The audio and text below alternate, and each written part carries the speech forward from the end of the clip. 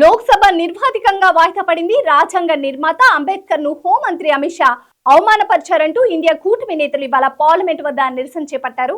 విపక్ష నేతల నిరసనకు పోటీగా ఎన్డీఏ కూటమి నేతలు సైతం ప్లాకార్డులతో ఆందోళనకి దిగారు. దీంతో సభ్యుల తీరుపై అసహనం వ్యక్తం చేసిన లోక్సభ స్పీకర్ ఓం బిర్లా సభను నిర్వాధికంగా వాయిదా వేస్తున్నట్లు ప్రకటించారు. జమిలీ ఎన్నికల బిల్లును జాయింట్ పార్లమెంటరీ కమిటీకి పంపిస్తూ నిర్ణయం తీసుకున్నారు. కాగా నవంబర్ 25న ప్రారంభమైన పార్లమెంట్ శీతాకాల సమావేశం మొదటి వారంలో పలుమార్లు వాయిదా పడింది.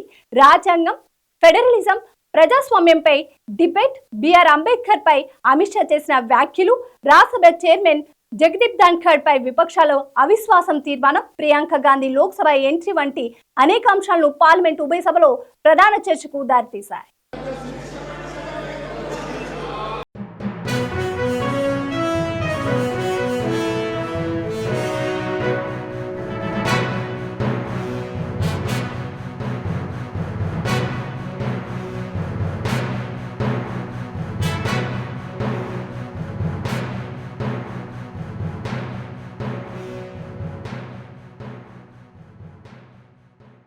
ఈ సెషన్లోనే ఒక దేశం ఒకే ఎన్నికల బిల్లుపై చర్చ జరిగింది.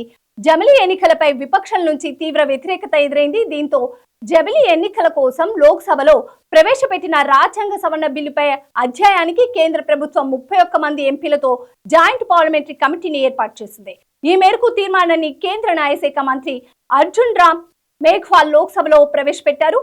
ఇవాళ జమిలీ ఎన్నికల బిల్లును జాయింట్ పార్లమెంటరీ కమిటీకి లోక్సభ పంపింది.